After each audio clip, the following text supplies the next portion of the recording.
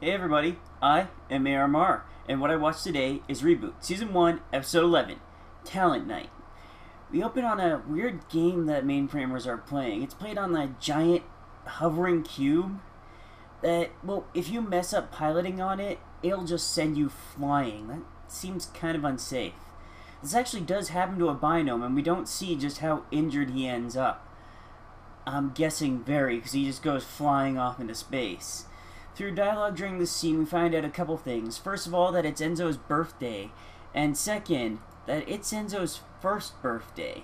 Apparently, sprites age far differently from our human standards, which makes sense. I mean, a lot of other things about this society are completely different. Why not aging? To us, Enzo looks like he's, what, 10, 11, roughly? But apparently in sprite years, he's only 1. Dang. As Bob makes a call, we go to Dot, preparing for the big talent night. This is a big performance for Enzo's birthday. Unfortunately, between most of the auditions being terrible and the others getting shot down by a censorship program, like literally, she is a censor program, it's great. We see right now a great example of this, a great acrobat act that gets shot down by the censor. I mean, Dot loves it, but the censor just says, nope. And doesn't even give a reason. I mean, come on, is it too imitatable? What? And it's followed by a terrible act of a guy who just makes himself fall apart. Ugh, that's not a talent, dude. We also get a comedian telling a joke in binary. That, well, the entire crew for the show and Dot love it, but gets shot down by the censor for being too dirty for the children in the audience. I don't understand it, so I don't get what's dirty about some of the motions he made while telling it. Yeah, I'm guessing it was a pretty crass joke. Really wish we could actually hear the details, though. The next joke/act is Al and his waiter. Al doesn't even make it on stage, and they quickly get moved on. Next up, a clown who uses live nulls for his tricks. Given that these are former mainframe citizens, that's a pretty sick thing to do. The nulls themselves are shrieking in pain as he does his tricks. Naturally and thankfully, he does not get the part. As Dot looks on horrified at that, we zoom out through a vid window to Megabytes. He's a bit disturbed that Dot would throw a party without him. I mean, for one thing, duh, nobody's going to invite you, Megadoof. You're a jerk. And secondly, why has no one ever just turned? We transition from Megabyte making his great gatecrasher plans to Bob and Enzo playing a neat sort of hovering ball game that reminds me of the more updated versions of Pong that came out for like the PlayStation 2 and whatnot. They were experimenting with 3D and trying to make Pong relevant again. And it just got weird. And it also reminds me of some of the futuristic sport games that they come out with sometimes. You know, trying to put a new twist on an old classic. I'm not sure which game exactly this would be the new twist on, but it looks really cool. The game's going well until Megabyte phones in, distracting Bob. Fortunately, Bob blocks Enzo's shot with his face. I say, Bob, nice block. What he said. Anyway, Megabyte tries to get Bob to tell him what Dot's up to. But partly because Enzo's here and partly because he's Megabyte, Bob remains mum and Megabyte disconnects the call of their vague threat. We get a brief moment of Fong singing for us to brighten the mood. His performance is amazing. Unforgettable. I have no idea what the next line is. Really bad. Followed by the Small Town Binomes singing one of their smash hits. The song goes a bit long, so I won't be using a clip here, but it is one of my favorite parts of the episode. Followed by another great band, the Primitives, basic block shapes that just rock.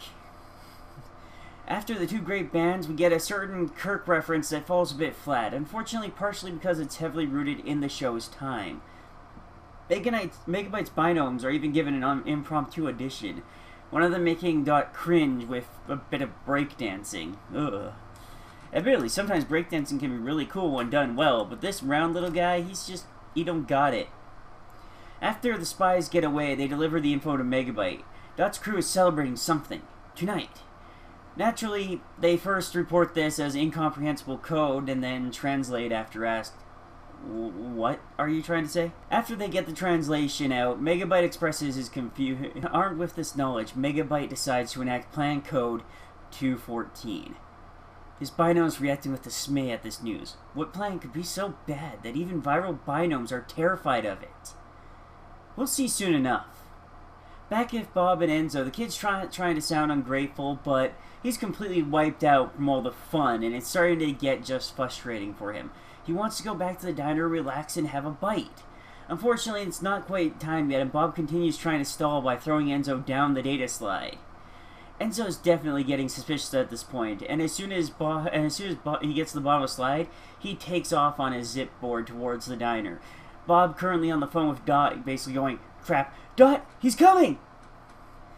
And yeah, Enzo is definitely fed up, and he's gone to ruin his own surprise, pretty much. Initially, Enzo's angry at getting shuttled around. After all, he said he was tired. But he gets distracted by the huge crowd of people and performers. As he walks, we see all the acts that were rejected and the few that made the cut, including a logo robot that many might not recognize, but I know well from my childhood as the YTV logo bot. A cute nod to the network that originally aired Reboot in Canada. He walks through the door and onto the stage, being greeted by a waiting crowd, shouting, "Surprise!" Bob and Dot and the assembled masses look on as a binary clock counts down to the moment that Enzo compiles. I love the little details in this image, from Enzo's slight change in shirt pattern to the 01 normally present on his shirt becoming a 10. We start off with Dot singing a little number in a beautiful dress. Enzo and Bob are just slack-jawed in awe at her. Both the song is amazing, the dress and its design are beautiful, and it's just a well-done scene. It even incorporates in the song Enzo's favorite phrase, alphanumeric.